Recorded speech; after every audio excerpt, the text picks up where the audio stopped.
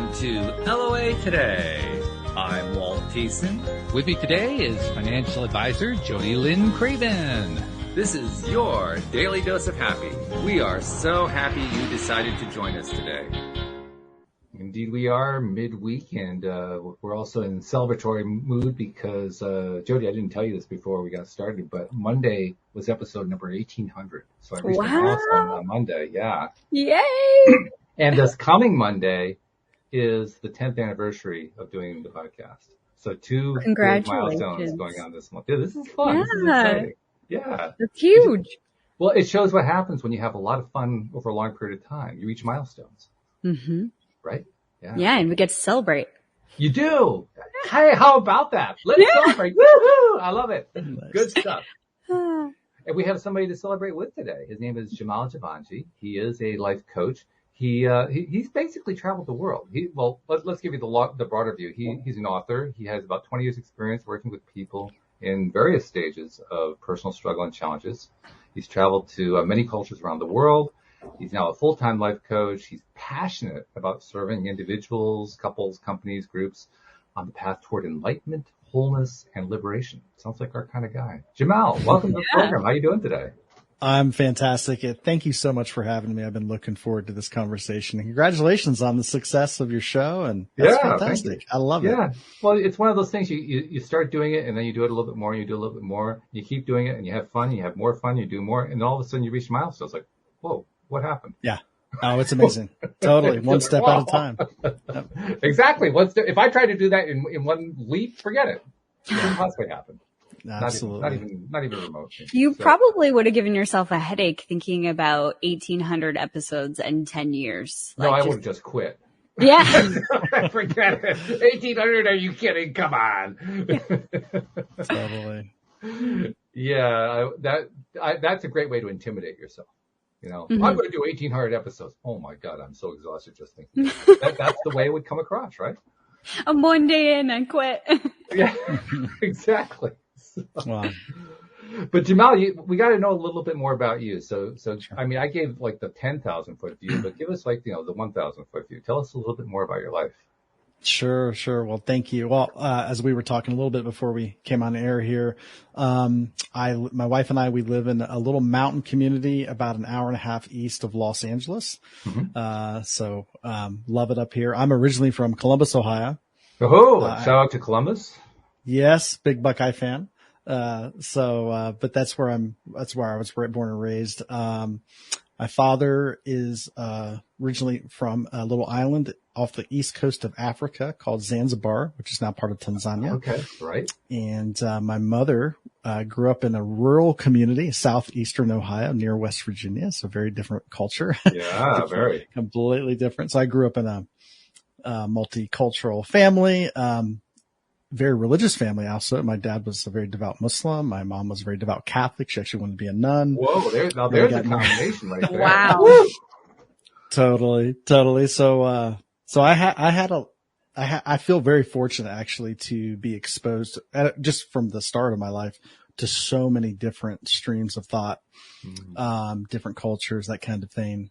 But I've always been passionate, about the deeper questions of life. You know, what are we doing here? Why are we here? What's the point of all this? That was a question as far back as I can remember. Did you ever find the answer? No, I'm sorry. I'm kind of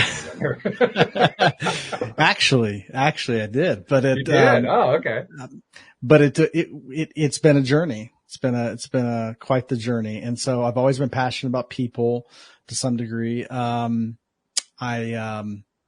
very passionate about, wanting to help people not suffer, in life. And that's always been something that has a lot to do with my own journey.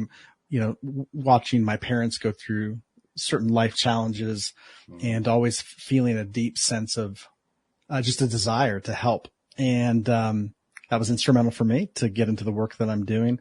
I've been a corrections officer in my past, worked at a state penitentiary for about 5 years.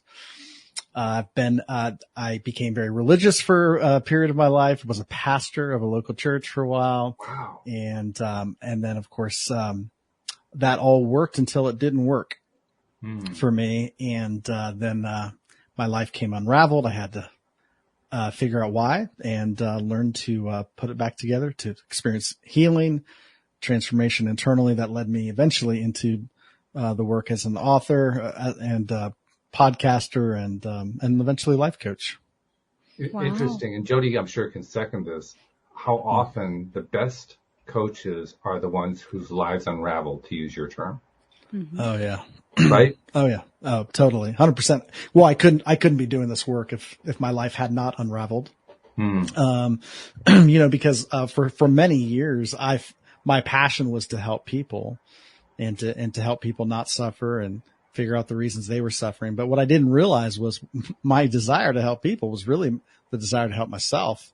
I didn't realize that, hey, it starts with you. You can't try to change the world if you haven't changed you. If you haven't, I know that sounds cliche, but honestly, the world is my reflection it's the reflection of how I see myself, my own inner journey. So I did not know that. I thought, I was this little person trying to change this big bad world out there. And if I could just change the world, and I felt very powerless in that, but I didn't realize that, that was all projection of my own inner sense of powerlessness. And that doesn't sound cliche to me. It may sound cliche to others, but it does not sound cliche to me, in part because one of the hardest lessons I've had to learn, and I know personally many people who have agreed that they went through the same kind of thing, is to learn that you have to have something to give before you can give it.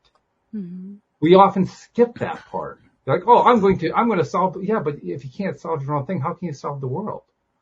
Oh, yeah. You have to have one before you have the other. But so often we just skip over step one, go right to step two. Oh, totally. Well, my biggest thing is like, look, if it doesn't work for me, why would I want to broadcast it or to get it out to other people? It has to work here first. Yeah. So that's been the biggest thing for me, is just learning how to live well, and how to be in a non-resistive state with life. Boy, we're going to have so much to talk about here. This is great. Yes. Do you want to jump in before I jump in, Jody? Well, I was just going to say, it sounds like the living for a living, which is the title of your book, right? Mm-hmm, that's correct. Yep. Beautiful. Well, I hope that we get to talk more about that. Yeah. Oh, absolutely. Absolutely. I want to jump on a phrase that you used. I loved it. You said, not suffer. You wanted to help people to not suffer. And suffering is something that we haven't had it as a major topic lately. For a number of years on the podcast, it was a big topic. And we usually juxtaposed it with struggle, suffer and struggle. And I'm curious to know what your take is on those two words. Do you see them as similar, different? I've had people tell me they're practically opposite. So I'm curious to know what your view is. Struggle and suffering. Okay, you know what I like to, I do see struggle and suffering as being pretty synonymous, because they're both, to me, forms of resistance. Struggle and suffering. It's a resistive posture towards life. There's a difference between pain and suffering. A lot of people think they're the same thing, and I would draw a distinction between the two, because pain is a part of life. There are painful events that happen. They're difficult. There are challenging events that happen, of course. And so, that's pain. Pain is a quality. It's a physiological, almost a response to, things that happen in life. Now, pain, the beautiful thing about pain is that it comes and it goes. It does not last. Suffering is a bit different, however. And I like to equate it. The example I like to use is something as simple as, like, let's say this happened to me actually just a few weeks ago in the middle of the night. I got up, and I left something in the middle of the floor in my bedroom. It was actually a little dumbbell, and my foot just ran my foot right into it, and it was excruciating pain. And when that happens, the world, everything comes to a halt. Life is over as we know it. It's just like all I can think about is my big toe that's throbbing. It's all my attention, energy, focus is on that big toe. That's pain. That usually lasts about 90 seconds. So after about 90 seconds, and that's a severe pain, right? 90 seconds. After about 90 seconds, you start to get your senses back. Your sense of awareness starts coming back. Okay, life is not over. Okay, I can think about something else other than this toe. That's pain.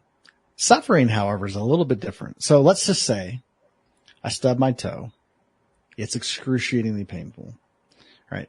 Suffering would be, obviously it's painful, but after the 90 seconds, I start to think about who left this thing in the middle of the floor. I can't believe that, this is the story of my life. Nothing ever turns out the way, I can't even walk across the floor. I can't even walk across the floor without something like this happen. This is a story of my life. I live with inconsiderate people. Nobody ever picks up after themselves. Now I have a whole narrative, right? So there's a narrative that's running.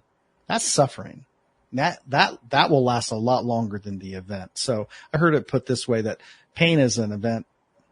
Suffering is the story or the meaning we give to that event. And it's a narrative. So that's where I draw the distinction between pain and suffering. Well, there's also, I'm going to kind of play devil's advocate a little bit here. There are also people who experience pain a lot longer than 90 seconds, particularly people experiencing a severe disease of some kind, injury. A burn victim comes to mind. That person's going to be feeling pain for a long time. Sure. So there are going to be a lot of instances where it's not just a 90-second pain. I feel like I should just point that out.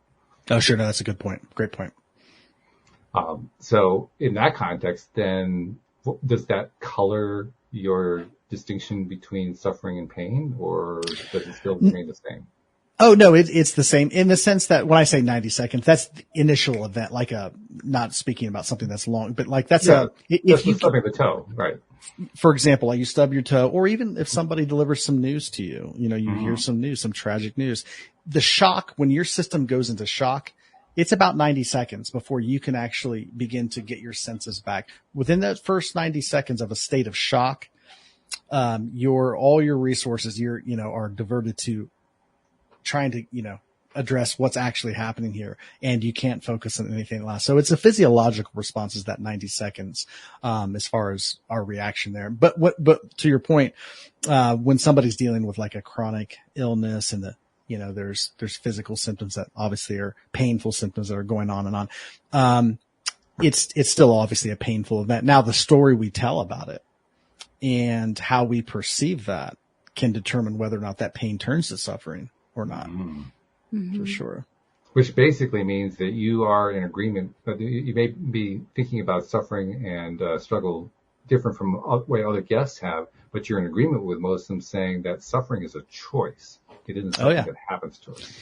And that's a tough one. And I totally agree with that. It is a choice. It's not a choice that people are always conscious that they're making, however, because these narratives that are happening, a lot of times they're happening at the level of the subconscious. So there's certain narratives we have about ourselves, certain narratives we have about how the world works. And so these narratives aren't conscious. A lot of people don't even realize. And so they don't realize that they're actually perpetuating their suffering, by choosing to keep telling the same story, or choosing to see a certain event in a certain light, and for them, it's not a choice. It just feels this way. But at a basic level, we are perpetuating it through, an agreement. And these agreements are happening often at the subconscious level. We agree on certain set of presuppositions, right? And it's usually a perception of self that they're not aware of, that's causing the pain. And this was the story of my life for years.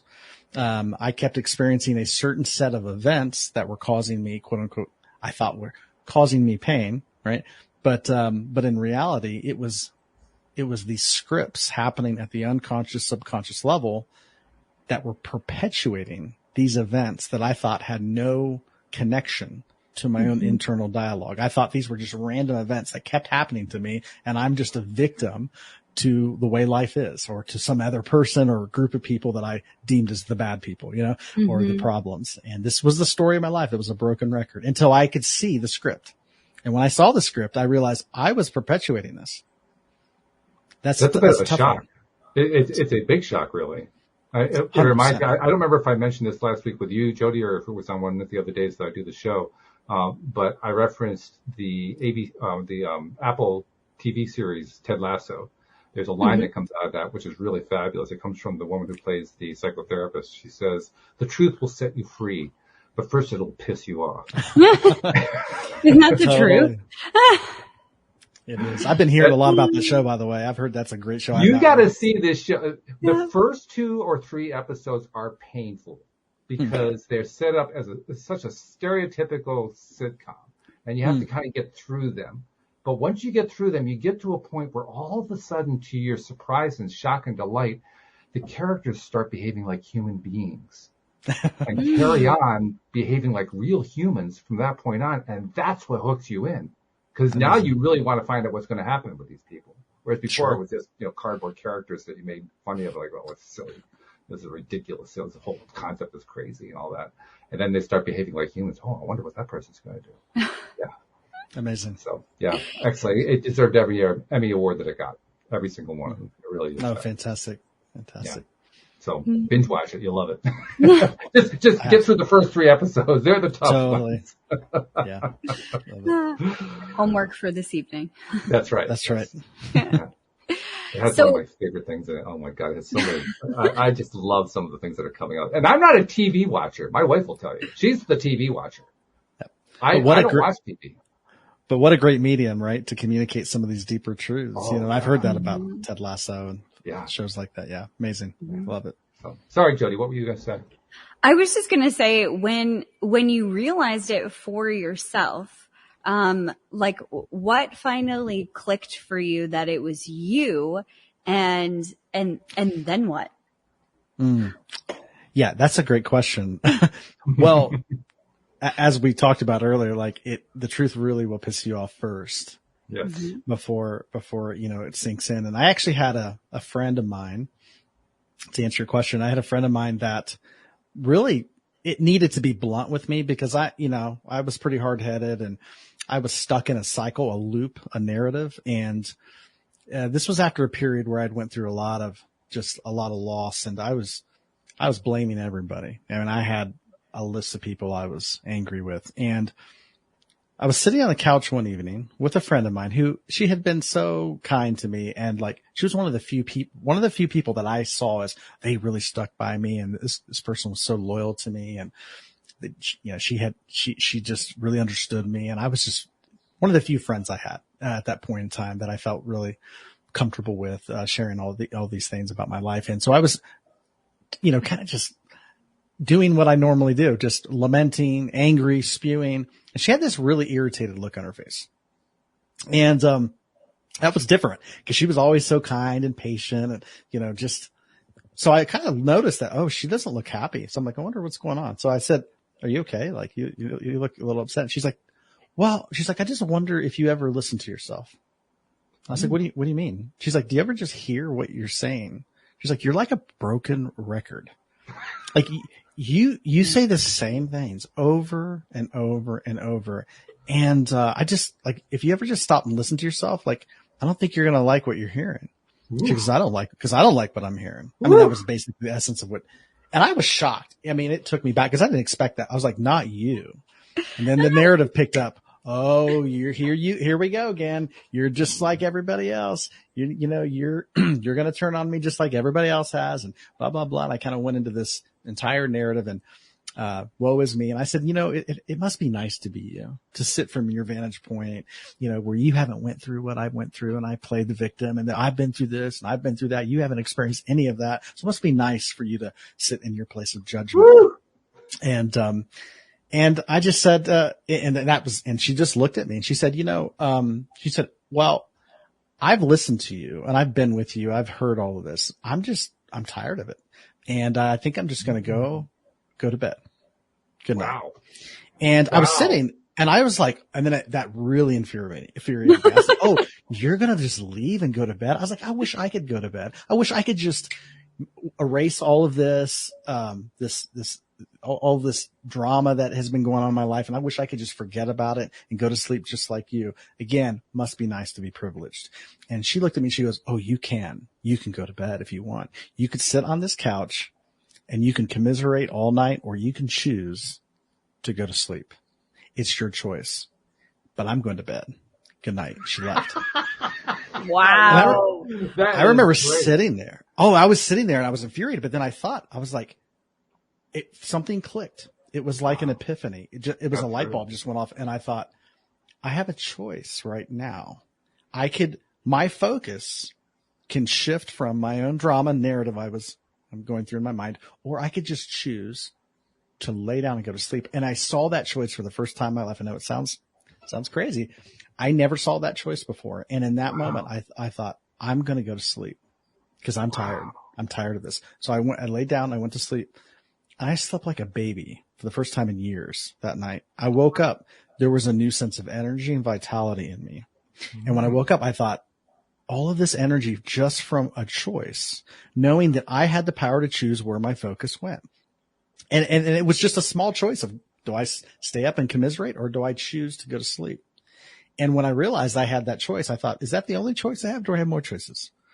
And I realized good question. I have a lot more choices where I can direct my focus. Again, and we've heard the adage, where focus goes, energy flows. I didn't know that, but I realized it. That was the beginning of me realizing where I put my focus is my choice and nobody else's choice. Mm-hmm. Boy, what a great example of, the truth will set you free, but first it'll piss you off. Boy, Yeah. it'll piss you off. Totally. I want to know what you said to her the next morning. That's actually a really good question. I cannot remember. I just remember, I remember, being just filled with gratitude. And I think, there was no anger, no resentment. I didn't need to hear any explanation on her end, from her, just because and I look back at that and I think I felt just filled with gratitude, because if she hadn't said that to me, I don't know where I'd be right now. I don't think I'd be sitting here having this conversation with you guys. I'm pretty confident. Something so small as a choice to go to sleep or stay in my narrative, like that, the implications, it literally it changed the course of my entire life. But clearly it wasn't small. I mean, I understand what you mean when you say that it was small, but clearly it wasn't small. It was huge. Yeah. But the whole thing about smallness or bigness, I think, comes down to how do you perceive it? Yes. How do you feel it and experience it and think about it? And maybe at the time, maybe you did think of it as small, but clearly you remembered it so much that it's a lot bigger than small. I mean, you very, deprecatingly said it's small, but I could tell from the story it wasn't small. No. It was pretty big. What if there really are no small decisions? What if everything what if every decision is consequential, whether we can see it or not? And when we say something small, maybe at the time we're not realizing the implications or the trajectory of what's happening. But, what if there are no small decisions? What if it's actually true that every decision we make has impact? And I'll go on to, I'm not sure I can turn this into a story because I can't think of a particular instance where this applies. This is just sort of part of the long-term trajectory of my own life. But I've come to realize over time just how self-contradictory I am within myself. And how much we all really are. And I contradict myself in ways that for years I didn't even realize I was doing. And I didn't even recognize the contradictions even if they would be pointed out to me in a very conscious way, I wouldn't have even recognized them as contradictions. I wouldn't have recognized them as canceling each other. It's one of those things that takes time to really come to grips with it. That's what's happening. But for me, my aha moment was listening to an Abraham Hicks recording in which they talked about, why they were answering the question, why is it that things don't always show up if you're trying to manifest stuff? Sure. And the answer was basically about self-contradiction. I don't remember exactly what they said, but the gist of it was, okay, here's what you asked for. How'd you spend the rest of your day? And when I heard that, I instantly had this wash over me that said, oh my God, because I know how I spend the rest of my day. I was self-honest enough to acknowledge and admit, oh my God, the rest of my day has nothing to do with being consonant with this thing that I just asked for. In fact, most of it's at odds with it. And I actually got scared at that point because I said, how on earth am I going to reverse all of that? It's a lot. That actually became a topic of conversation here on the podcast for the first few years of the podcast with my good friend Joel Elston. He actually helped me unravel a lot of that stuff because I was really concerned. I was scared about that because I recognized, I mean, I think studies have said that 80% of our thoughts on average are negative. I would have put it closer to 95. And I recognized it in myself. I said, how on earth am I going to reverse all of that? It seemed overwhelming. Mm-hmm. That's what made it my aha moment when I said, I don't know how to do that. Oh, that's good. It's really good. And I think the work, my perception is that when we become aware, so a lot of how because that's the $1 million question. How do we transform this? Right. I would say, what if we transform simply by observing, right? When we see something that's maybe out of alignment or not in alignment with what we are professing we want or desire, then you just observe it. You see it, because a lot of these actions are coming from unconsciousness. Again, we wouldn't choose this if we were conscious of it. But as soon as you become aware, you say, oh, okay, it naturally begins to correct itself. So just by observing it. And then of course, with that observation comes, okay, well, if I'm not acting in the way that's in alignment with what I want, then, just as soon as you see that, then a new option, a new possibility comes into view. And then that's what we end up doing eventually.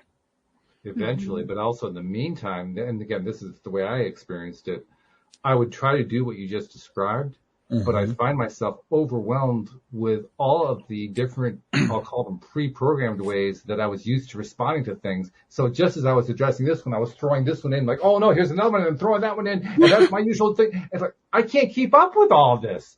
I'm addressing one, and there are 5 others coming in at the same moment. I mean, they weren't actually at the same moment, but that's what it felt like, because I had so much momentum built up with all of these old narratives. We have narratives running through our heads all the time. Oh, sure. All the stories. It's just, sure. And the big challenge is rewriting those narratives, changing them. Totally. Totally. Through all the tool sets that we have to do that. But when you're first facing that, oh God. I mean, It's interesting to me. A lot of people who have been on the show, for instance, have told me that wasn't really the way they experienced it. They experienced it kind of learning that message slowly over time. They weren't really overwhelmed by it. So that it was more like, I know what I have to do. Let's just go after it. For me, it was like, I want to run away from it. I can't handle this. This is too much. Totally. Well, it's like anything. When the to-do list gets too large, we feel overwhelmed, right? Yes. And that could be very practical, right? If you have 20 things to do today, you can feel overwhelmed. So I always there's a principle. I always, it's called chunking, but I'll take my to-do list down from 20 to 3, and I'll say, okay, well, really just this 3. And yeah, those other 17, are still there, but I'm not focusing on it because my to-do list is now 3. So it's just when you can really hone the focus in on, okay, this is where my attention, I'm going to divert my attention to these 3 things, then it feels much more manageable. So that, and part of that is due to our program as well, because sometimes if we have, I think people who, and this is just a kind of an observation I have, especially people who have big vision, right? They want to do so many huge things to change the world. Well, it can be easy to feel overwhelmed because our perspective is so wide, right? We're looking at, where there's so many things to be done, and it can feel like there's not enough time or energy to do all of them, right? And so then that can also lead to feeling overwhelmed. I actually think it can work for you, and that's also another story that we tell, that there's not enough time, right? I don't have enough time to do all of the things. I found for me on my journey, with the lists and everything else, is that I for women are different when it comes to lists than men. I don't know if you guys knew this, but for a woman, there is a perfect woman that exists in our head that does all of the lists perfectly. She's better looking also. She's better at, being a wife or a mother, or she's better at everything. She's perfect.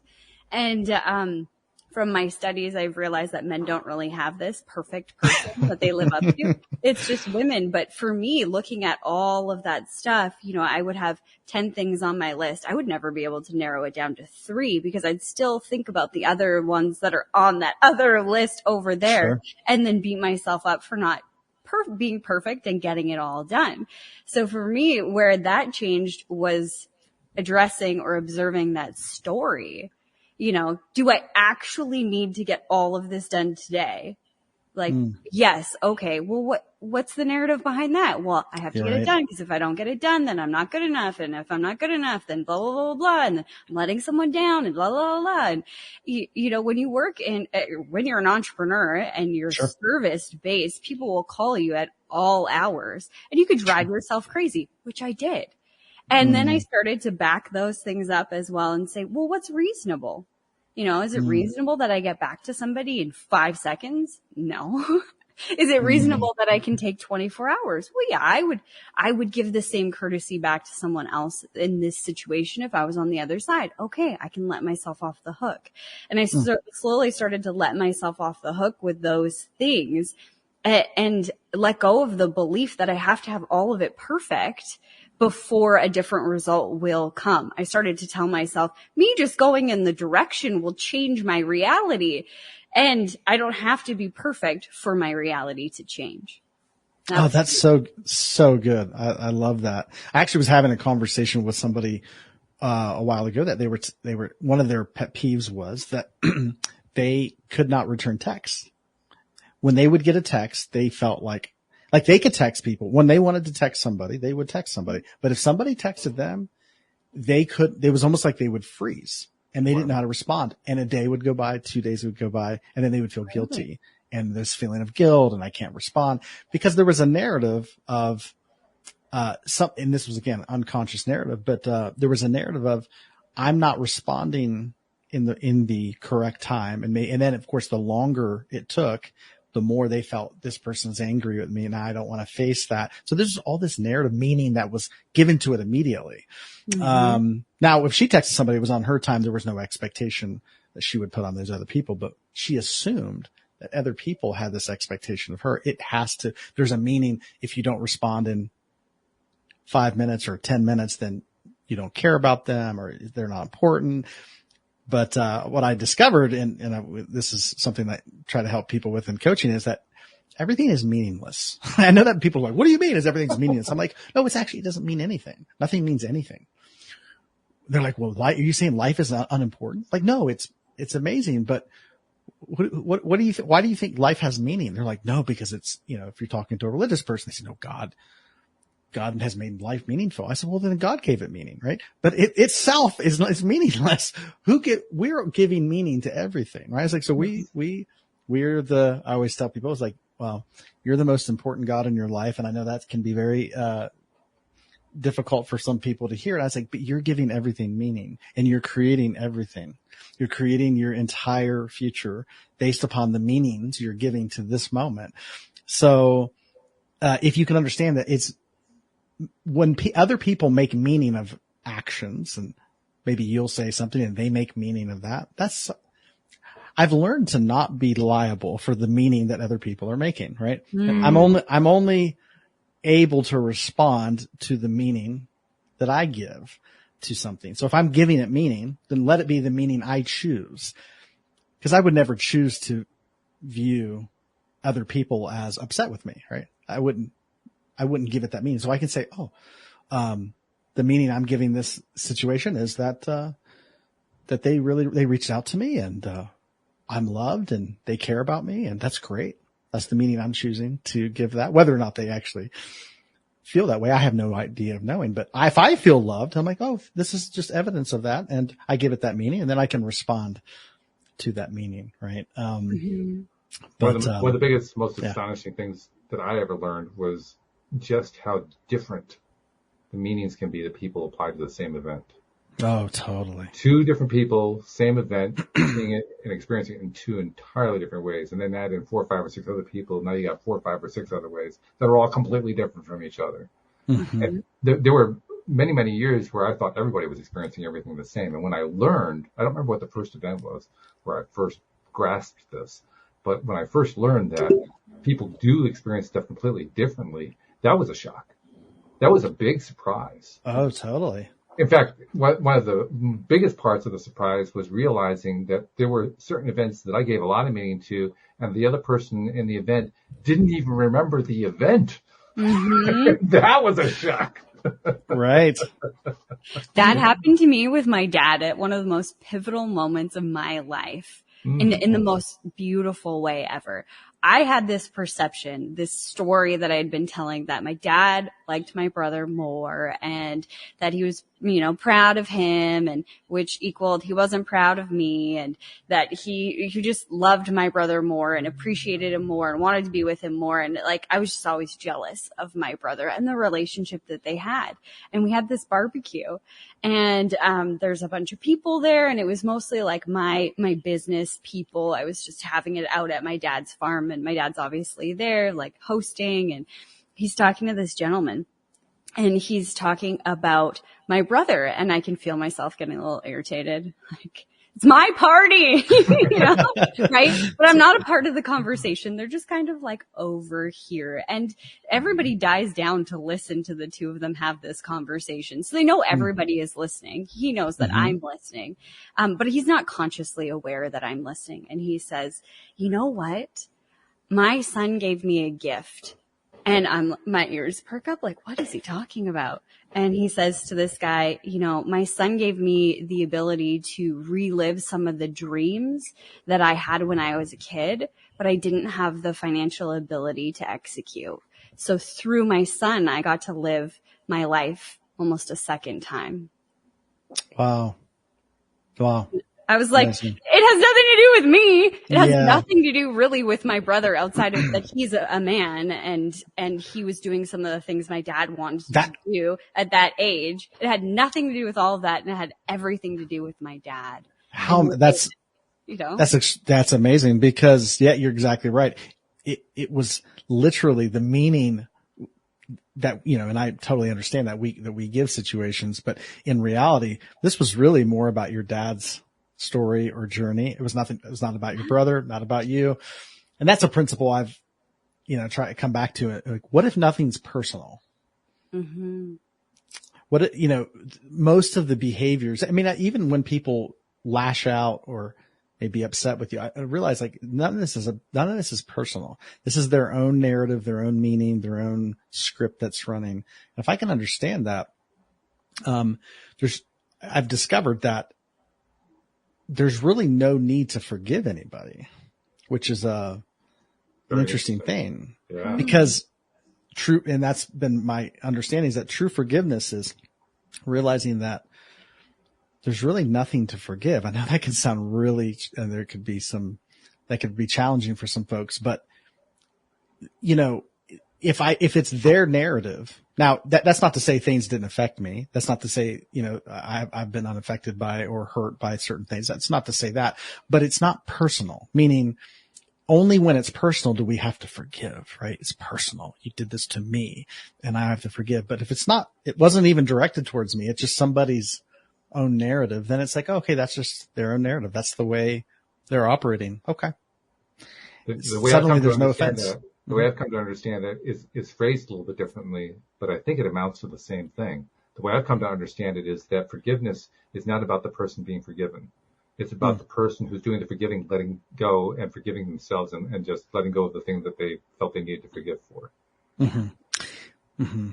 And what's interesting about letting go, so if it actually exists, it can be hard to let go. It's like the past. I always tell people, letting the past go is hard, but but then when you realize the past does not even exist. We're going to get into quantum physics here in a moment. I can tell. It's not even there. Like, when we can perceive, it's like, where is the past right now? Like, it's like, where is it? Like, can I find it somewhere? Nope. It's not there. It doesn't exist. So I realize, okay. So in this moment, if I can just become aware of this moment, what exists in this moment? Well, there's nothing to let go of. So letting go is, just letting go is just realizing that there is nothing to let go of. And then you're just, okay, here we are. It reminds me of a meditation that, one of my, former co-hosts and a good friend, David Strickle, who is he channels the stream of David. And he was, telling me one time about how did this conversation go? Oh, no, that's right. He was actually channeling the stream at that point. And in the conversation with the stream, it led me to, long story short, basically join a boot camp that he does.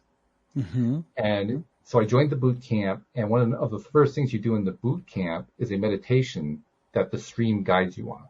And in this meditation, you imagine yourself on Earth, and then you're floating up above Earth, and you go out into outer space far, far away, like light years away, and then you look back at the Earth, which is this little tiny pinprick, and you realize that's how big your problems are.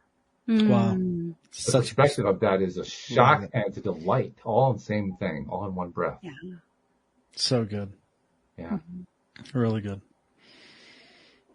It's funny how these tools, not funny, it's funny. Well, they can be funny, but it's, I guess the word I'm looking for is useful. It's phenomenal how these tools that we humans have developed and shared with each other over the years give us many ways to find our way to what you were talking about, among other things, to letting go of stuff that we couldn't easily have gotten, couldn't easily have let go of, to finding perspectives we could not have found before, and thinking about things that are often at odds with the way the rest of culture and society think about things. And then to find that not only can you do that, you can actually feel good about it. Oh, sure. Totally. Well, I think that's how life is, right? I mean, think about, I love the mind. Right? The mind is amazing, right? It's an amazing tool that we have as human beings. But what is the mind? When you really stop and think about it, what is this thing? Well, I'm waiting for this definition. It's a tool, I think, that we have that helps us understand. We use the mind to take apart things. I look at it as like a microscope, right? If you want to look at something closely, to see the intricacies of it, and we kind of dissect things. That's why we dissect things. It's good for a set of, it's really not good for perception though, when you think about it. So like when I'm watching a movie, sometimes my wife and I will watch a movie and she gets really frustrated with me because when I'm watching a movie, sometimes my mind gets very active. And so my mind's like, well, I want to understand. I want to, what's happening here? Why is this person doing this? And what's going on? So I'll ask a bunch of questions. What do they mean? And I guess expecting her to answer the question.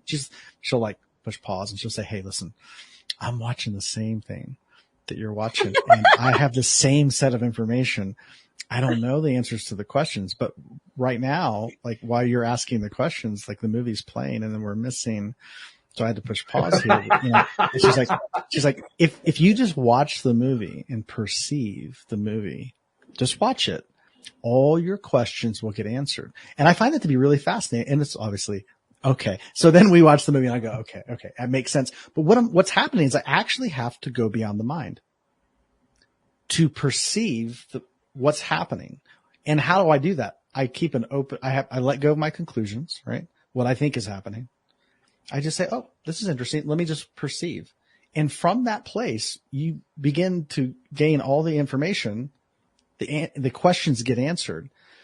And I think that's such a vital component here in life because a lot of people have a lot of conclusions, right? And I used to be one of them where I'd have all these conclusions about this is the way everything is. This is right. This is wrong. This is good. This is bad. All these judgments. And from that, I'm only going to see the scenes of the movie that are going to validate what I have, what my theories or my propositions are. But if I just let go of all of it, not to say nothing's right or wrong, not to say nothing's true or untrue, but just my job is not to pass those judgments or make those evaluations. My job is simply to observe and just watch. And life becomes much more pleasant. You realize like, oh, this is why we go to movies because we want to just observe and we don't know what's going to happen. And so, and we're observing life and that gives us a pleasant experience. But what if life is that way? What if we can approach life from this place of just let me observe it. And then my participation with life will not be from this place of resistance or conclusions or judgments, which is all the meaning, right? And then it just becomes, almost comical. It's like a game that we're playing. And, not that it's not important, but it's a game. Games can be very important. Once again, you're reminding me of a quote from Ted Lasso. I promise this will be the last Ted Lasso quote, but it's my favorite quote from the entire series, so I got to bring it in. At one point, I won't even tell you about the scene. It's my favorite scene. Anybody who's listened before knows which scene I'm talking about. It's the dart scene. But the quote that comes out of it is, be curious, not judgmental. Ooh. Yeah, see, that's it, isn't it? I love that. Because there's such a huge difference between being curious and being judgmental. Mm-hmm. I mean, in the sense, the questions you were asking were kind of, from the way you were telling the story, it sounds like you were asking kind of judgmental questions. It's not like you were actually trying to find out. It's like you were trying to figure out, where does this fit into the way things should be? 100%. Yeah. 100%. Yeah, that's really good. That's the difference. Love that. Mm-hmm. Yeah. That should be on a t-shirt somewhere, I think. Be curious, not judgmental. Oh, totally. Yeah. And when you think about like living your life from that place, it's so interesting because as humans, we're like, oh, I don't like the unknown and what's going to happen. I need to control everything. But then we love going to movies and just sitting and watching because it's the discovery, the curiosity, what's going to happen next. It's the joy of being in the moment. And exactly what you said, Jamal, like apply that to your life and you can still have all of those things, except it's your life rather than a 2-hour movie. Totally. Absolutely. And I'm glad you brought that up because it's the fear of the unknown, right? Yes. Why would we be afraid of what's unknown? Again, like you said, when we go to a movie, we don't know how it's going to end. As a matter of fact, if you tell somebody who's going to a movie and let's say you saw the movie and you tell them how it ends before they see it, they usually get upset with you, right? Yeah. Like, you just totally ruined the movie because they want the experience, right? Of the unknown because it's safe for them. Right? Because we're not attached or identified with the movie. Mm-hmm. So in life, when we're identified, right, with this is me, this is my story, and this is what's happening, right? That creates the instability. Then if we say, well, we don't know what's going to happen, we get scared because this is me, this is my life, I'm so identified. But if we can detach a little bit, just like going to the movie, we're not attached to the movie, right? It's playing, it's a story, it's okay. We can participate with it by engaging with it, but it's not scary because we're not identified with it. So the key is, and people say, well, how do you disidentify with life? Is that healthy even? And I always say, well, I think it's healthy. And I think the work, and this is a lot of the work that I think that I'm passionate about when it comes to, freedom and moving people beyond states of suffering is we do need to disidentify with who we think we are. Mm-hmm. And disidentify from the story of who we are because when we let go of that story, and that can be terrifying. It's like, oh, if I let go of me, what will I have? Well, that's a good question. It's like, what will you have if you let go? And we call this, it's interesting. And this may be a little different subject here, but when people talk about love, I find it fascinating that the term falling in love is how it's described. Yeah, me too. That one threw me for the longest time. Seriously, I'm not kidding. That really did. It's interesting. No one ever says like, I'm climbing in love. You're right. I'm striving in love, or whatever. It's like, no, I'm falling because there's a quality about it that there's some and what is love? It's a perception of whether this is conscious or not. My understanding of love is, oh, there is such a resonation with that other person that you say, you're like me in some way, right? We can only really resonate with you hear people say this, they're like, it's like me in a different body. It's like, I totally get that person. They totally get me, right? There's a sense of this person is me. So when you can perceive what's actually happening is you're perceiving self outside of the boundaries of your body. Right. So which causes us to let go, which is the falling. And then what our experience is love. It's like this bliss, this sense of euphoria, euphoric, state of being that's just really pleasant. And when somebody's in love, it's hard to have a bad day when you're in love, right? It's like somebody can catch you off in traffic, but you're in love, right? What can go right? It's like, it's okay. They're just having a bad day. It's not personal. Somebody could say something. You have so much grace for people because you're in love, right? But really all that's happened is we let go in a brief moment and said, okay, that person is me. But in reality, if we just let go, like that other person is giving you an opportunity to let go. That's why we call it love. But what if you just let go? Mm-hmm. If we can learn to let go of what we perceive ourself to be, which is our body mind construct, what we will discover is this, that we are this moment, that we are life in this moment. And that's rock solid. There's a lot of certainty there. And therefore we can embrace a life of the unknowns because it doesn't matter. It's like a movie, right? I'm safe. This is good. I like this. This actually seems like a good time to bring something in from your field of work. Jody already mentioned you have the book Living for a Living, which we need to learn a little bit more about. You also have a workshop, which you told us the title is the Sustainable Alignment Workshop. And that sounds very much like what you're just talking about here. So I figured this is the time to bring this in. So give us an overview of the book and of the workshop. Yes. Thank you for that question. Well, the book, I'll touch on the book, Living for a Living. I love the title. I'm biased, obviously, but one of the reasons I love the title. Yeah. It comes from a pet peeve I've always had. And as I mentioned, so I come from a family, and my family, my dad grew up in a very impoverished part of the world, a lot of poverty. My mother too, just Southeast Ohio, a lot of generational poverty. And they didn't say this explicitly to me, but growing up, their worldview was that life is hard. Mm-hmm. You got to work really hard just to survive, just to make it. And then it probably still isn't adequate. And that was the message I got. And they worked really hard. My parents both, and I appreciated that. I have a real sense of gratitude for their sacrifice. They went to work every day, did jobs they did not like, just to put food on the table and have an okay, decent living and wage and that kind of thing. And, but people would always ask, hey, what do you want to do for a living? Right? They'd ask, what do you want to do for a living? And I knew what they were asking. What they're really asking is, what do you want to do for money? Right. Or what do you do for money? But I always say, what you do for money, and this is because of what I witnessed growing up. Well, you can do a lot of things for money. It doesn't mean you're living, though. And I looked at my parents, I go, that's not living. Mm-mm. Because there has to be more to living than just survival, right? More to living than just paying the bills. There's got to be more to it. And then I started to realize, what if I could live for a living? What if my job was to be alive and to experience life to its fullest?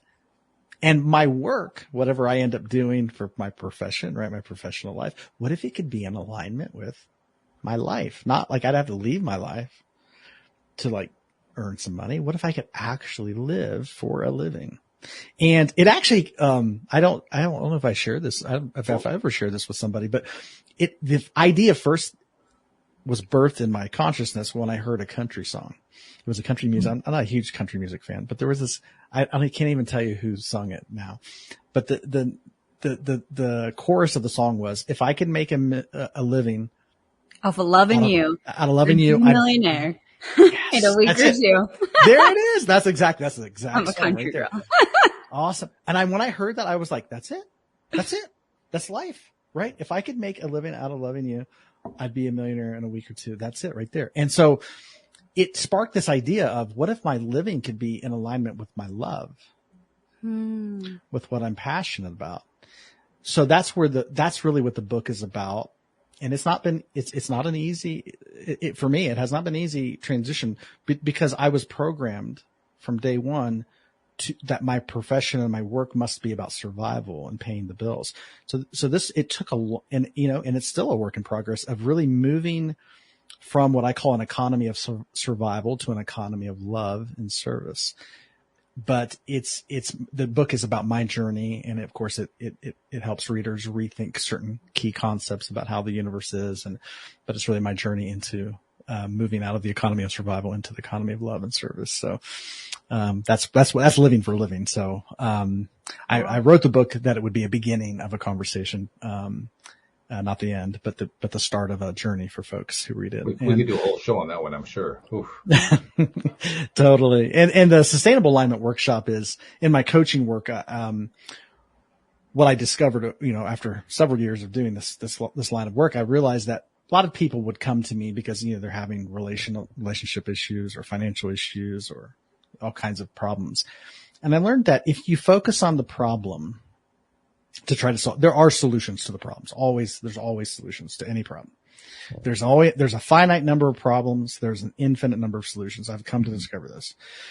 But if we focus on solving problems, if we start there, it's not sustainable. And the reason I say that is because the way we're perceiving life at a very fundamental level is oftentimes out of alignment with the way life actually is.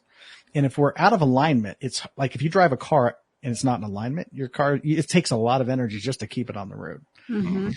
So this workshop, I designed a 6-week workshop that really is all about helping people get into fundamental alignment at a basic core level with the way life is, cause a lot of people will say, I want to change my life. I say, that's great. But the easiest way to change your life is you just change your day. And if you can change your day, well, that's your whole life, right? Because where's your life? Your life is today. So, and if you get to the end of your life, it's just a string of days. So how we approach today and learning to live in alignment with the way life is today will give us a net income or energetic increase in our energy bank accounts, which then allows us to then that energy income then can lead into the deeper work of recreating our life. But the workshop is really designed to just help us get into alignment at a fundamental level. So it's a 6-week group workshop that people go through. Yeah. And if I remember correctly, you have the next incarnation of it coming up soon. Yes. So we're wrapping up, our current series that we have going right now. And then the next couple of months, we'll be starting a new workshop. So if there's a listener who might be interested in that workshop, how do they find out more about it? Yeah. If you just go to my website, I have, my website is JamalJivanjee.com, first and last name. It's, one of the first things that will pop up there on the home screen. So, okay. So we'll make sure we'll include a link in the show notes so people can get there easily. We like to make it easy for people wherever possible. Absolutely. Thank you so much. Thank you. And is that also the best way to reach out to you to find, somebody wants to ask you a question or share a comment or something? Is that the best way to reach you? Yeah, that would be the best, probably the best way to reach me, JamalJivanjee.com. And, I'm active on social media. But all those links are on the website. My book is there on the website. Podcast that I host is on the website. All of that's there. So the easiest. What's the name of the podcast? It's called The Lovecast with Jamal. Ooh. Cool. The Lovecast. The Lovecast. Yep. That's a throwback to the 70s with the Love Boat. That's right. That's right. The Lovecast. Okay. That's cool. How long have you been doing that? I started it, I believe it was 2016 or 2017. Oh, so a few years. Yeah, a few years. And originally it was to be an extension of some of the conversation. So when my first book was published in 2017, I believe, 2016 or 17. Mm-hmm. So I wanted to continue that conversation for folks who had read the book. And so I just started as that. And then of course, as I got into, life coaching and that developed. And then of course my second book, I just kept it going. So, yeah. Very cool. Well, Jody, I think we did it once again. We found somebody who's got some really great stuff to give. yeah, absolutely. I agree. Awesome. One thing that I do have to tell you before you go, though, and that is you, like so many people who have been guests or co-hosts on the show, have given a lot to people that you'll never see, you'll never meet. And we never really recognize that the way I think we should. So I like to recognize it by saying, on their behalf, thank you for the gifts you've given to them, even though you'll never find out about it. You'll never, in some cases, maybe you'll get an email or something like that. But for the most part, you'll never hear from those people who you helped. You'll never know who they were. You'll never see what the result of the help was, but you helped in ways that go beyond time and space. So on their behalf, thank you for what you do. Well, thank you for saying that. I appreciate that. I totally receive that. And I would like to also say thank you, because of, the shows like yours do not exist without incredible intention and consistency and a lot of hard work. And I recognize that. And, you can't go wrong, whenever you put these kinds of intentions out in the world. And so these kind of conversations, are absolutely vital for folks. And, so I want to thank you for creating the show and, extending the invitation to be here. And, it's not a small thing. My pleasure. Well, like anything else, it was birthed in pain. We talked about that at the beginning of the show. That's where it all started. And I had no idea it was going to turn into this. I really didn't. I was literally just trying to solve my pain. Talk about solutions to problems. That was it. That was the whole deal. And then I found I loved it. Like, whoa, that was a surprise. I didn't expect that part. Amazing. But it worked out beautifully. So thank you once again for joining us today and for sharing your, I love your perspective. You've given us some really cool ways of thinking about things that we talk about a lot, but different ways, different viewpoint. So thank you for that very much. Of course. Thank you. Thank you. And thank you to our podcast listeners everywhere. We really do appreciate you as well. We'll see you all next time here on LOA Today. Goodbye, everybody.